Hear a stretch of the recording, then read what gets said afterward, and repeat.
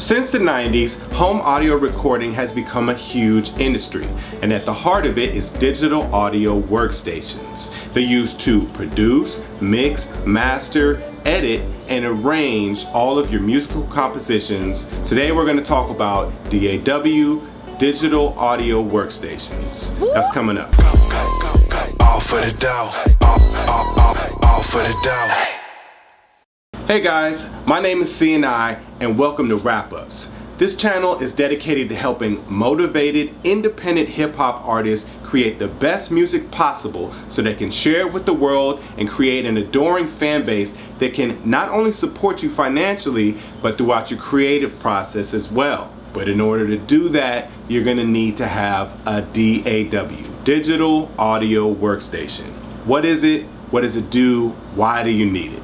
A DAW, or digital audio workstation, allows you to record, mix, edit, produce, arrange, and store both music and vocals directly to the hard drive on your computer. In the early 1990s, Steinberg released a software program called Cubase. It allowed you to record, edit, and create 32 tracks of audio directly to your Apple Macintosh. Over the years, digital audio workstations have grown to encompass the full gambit of platforms and computer hardware setups.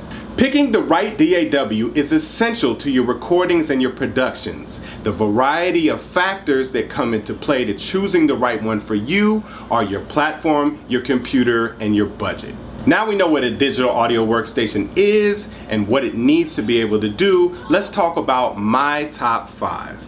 Coming in at number 5 is Cockos Reaper.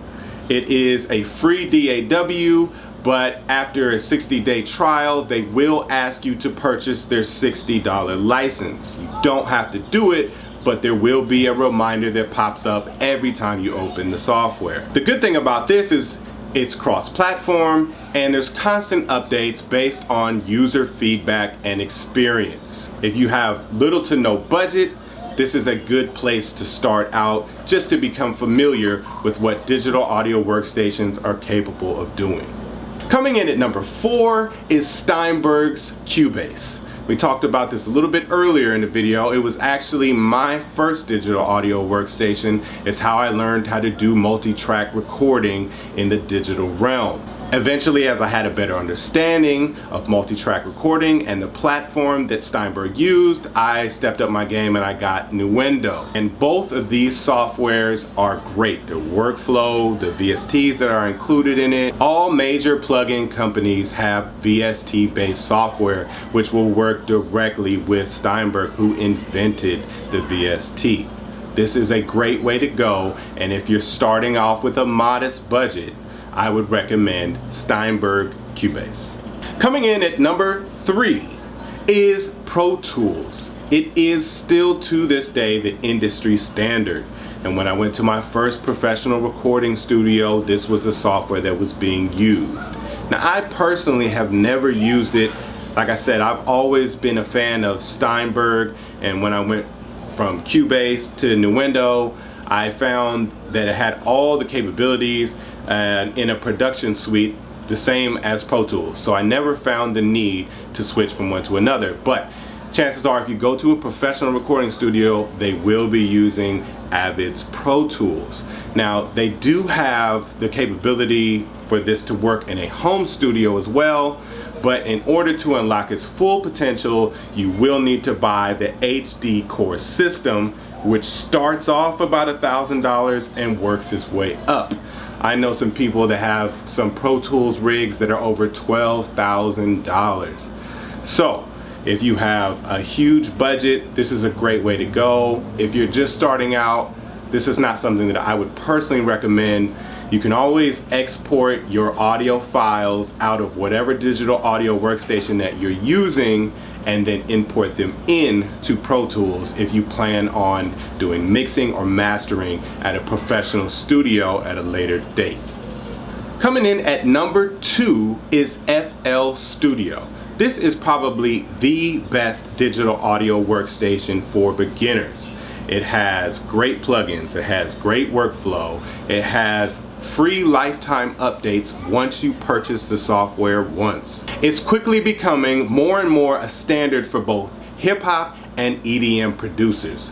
The only real downside to this DAW is that it's strictly for Windows. They are currently working on a Mac version, and I think they do have a beta version available now. I've tried it. It crashed a lot. There was a lot of bugs, and I got really fed up with it pretty quick. But as soon as they do make it available for Mac, it is something that I will delve into, and we will be covering tutorials here on Wrap-Ups. Coming in at number 1 is my personal favorite, the digital audio workstation that I'm using and that we'll be covering all our tutorials on here, is Ableton Live. Ableton Live started off as a live performance-based software. As more and more people started using it, they quickly became to realize that they could also use it in home recording situations. And the beauty about Ableton is that it has 2 session views. It has the clip session view where you record or use a bunch of clips in order to create a track, or you can go into standard session view, which is what you find in any standard digital audio workstation. I love the ability to be able to switch back and forth and to be able to not be limited in my creativity. So this is why I'm using this one. This is what I recommend. I think you'll realize as we dig into the tutorials the true benefits and its true power and potential, and I think it's the best option for the money. It is a little expensive, but in my opinion, the workflow, the VSTs, and your ability to not be limited in your creativity make this head and shoulders the best digital audio workstation on the market. So there you have it. That's my top 5. But I'd love to hear from you guys. Which DAWs are you using? Leave your comments in the comment section below. Don't be afraid to leave your questions there. I'll answer them as soon as I get them. Thanks for tuning in here at Wrap-Ups. Don't forget to check out my new track, Getaway. It's currently playing right now, and I'll leave a link in the description below so you guys can check that out for yourselves. Tune in next time here at Wrap-Ups when we're going to talk about audio interfaces. See you guys next time.